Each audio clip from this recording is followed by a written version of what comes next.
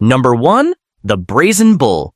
Imagine being shoved into a life-sized metal bull, the door clanging shut behind you, and then, surprise!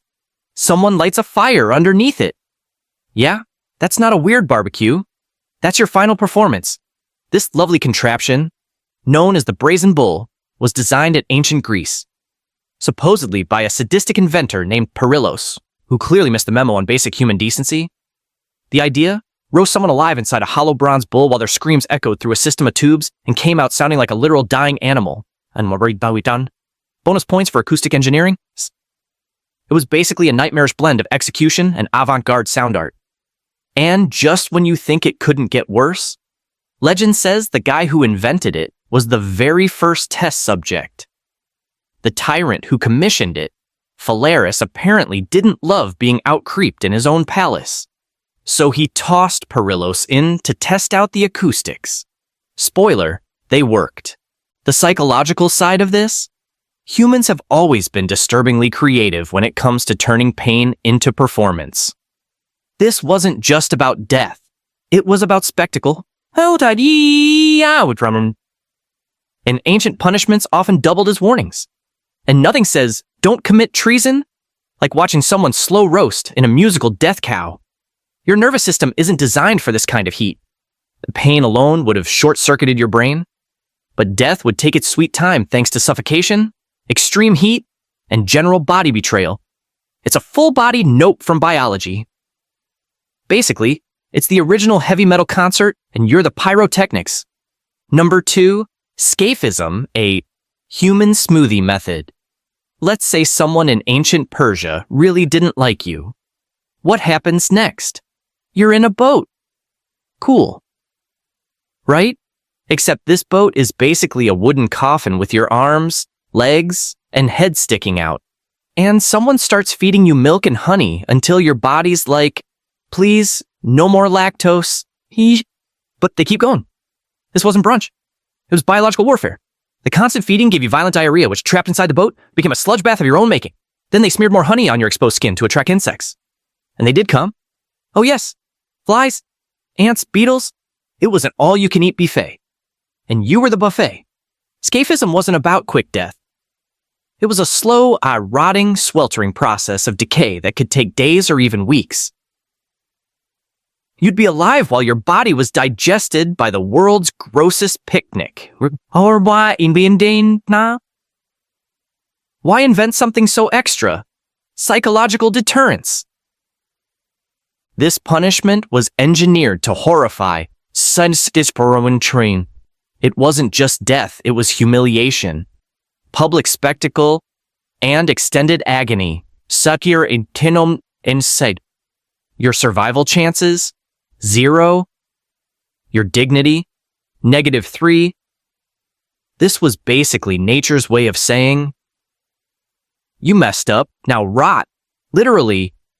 Number 3, Lingqi, death by 1,000 cuts. Welcome to China. Circa a few dynasties ago, where subtlety and horror went on long walks together. Lingqi, or death by 1,000 cuts, wasn't poetic metaphor. It was surgical punishment. The idea? Execute someone. Very slowly. First, a skilled executioner would make small, shallow cuts on your arms, legs, chest. The goal wasn't instant death. The goal was to keep you alive long enough to turn your body into abstract art, a Picasso made of pain. And the truly horrifying part? You might stay conscious through most of it. The executioners were trained to not hit vital organs until the very end. The psychological impact wasn't just on the victim, it was on the audience. Families, crowds, entire towns would gather to watch. This wasn't private justice. This was theater. State-sponsored message saying, step out of line, and we'll dismantle you one layer at a time. Your brain? It would go full panic mode. You'd start flooding with endorphins, not because you're brave, but because your body's trying to throw an internal Hail Mary to cope. Doesn't help much. The final blow would come only when the crowd was satisfied or when you passed out. Whichever happened last. Basically, it was the world's worst slow-motion feature film, and you're the unwilling star. Number 4. The breaking wheel. If you thought your last leg day at the gym was bad, try having every limb shattered on a wagon wheel and stir de spin around it. This medieval gem was lovingly called the breaking wheel. And its purpose was pretty straightforward. Snap your bones one by one while spinning you like a rotisserie chicken. Victims were tied to a massive wooden wheel. And then, because someone had a flair for dramatic timing, executioners would methodically smash their limbs with a heavy iron bar. Not to kill instantly. No, to break you in the most literal way possible. Sometimes, after the initial destruction, the wheel would be hoisted up on a pole so your mangled body could just hang there, slowly dying. Public, think of it as Europe's version of a human wind chime. Just, made of broken femurs and regret. Why so elaborate? Because people believe pain could cleanse sin, and public suffering could restore order, and you weren't just being punished, you were being displayed. A live-action PSA. Could you survive it? Technically, yes. For hours. Maybe even days. But not in any way you'd want to. Your brain would eventually shut down from shock or internal bleeding, but not before you got to fully absorb just how much medieval Europe hated criminals. In short, the wheel wasn't broken. Number 5, the rat torture box. Rats. Cute little plague carriers, stars of every sewer system, and fun twist unwilling assistants in one of the most grotesque torture methods ever invented. Here's how this delightfully awful one worked. The victim was tied down, and a metal container, usually a pot or a bucket, was placed on their bare abdomen. Inside, a live, very hungry rat. Then came the heat. Executioners would heat the other side of the pot with fire or coals, and the rat, being a rational and terrified creature, would look for the only escape route it could find. Through you. Yes, through your soft, squishy, human insides. This was not a quick process. Ace, the rat didn't want to do this any more than you did. But once that metal started getting hot, it panicked, clawed, and chewed its way into your belly like a nightmare mole on Adderall. The psychological horror here, off the charts. You're being tortured by something you can't even see. It's trapped. You're trapped. And your brain is rapidly calculating the fact that your body is becoming a tunnel. Pain, terror, existential rodent crisis. It's the full set. Or being a witness.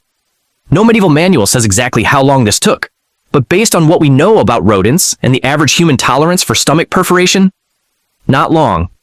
Death could come from shock, blood loss, or infection, because medieval medicine was basically just hope and herbs. This one wasn't just execution, it was panic, personified, and fuzzy. Number 6, sawing in half. Not the magic trick kind. Okay, picture a magic show. The assistant gets in the box, the magician pulls out a saw, the audience claps. Now, picture this, minus the assistant's box, plus actual murder. Welcome to the charming historical punishment known as sawing in half. The victim was hung upside down. Yes, upside down, and 2 men with a big saw got to work, starting between the legs and moving downward. Why upside down? Because gravity is horrifyingly efficient, and then die.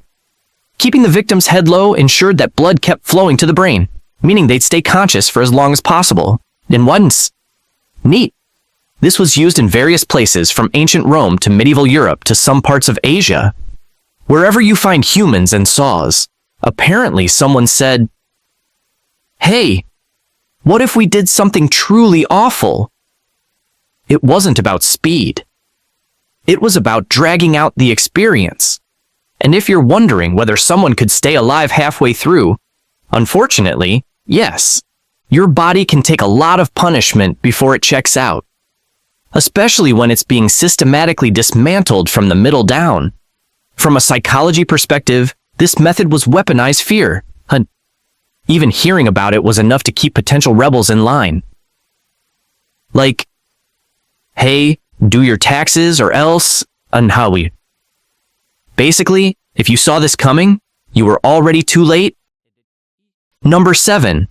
The pear of anguish. Sounds like a fancy dessert, right? Oh no? No, no, no. The pear of anguish is not something you eat.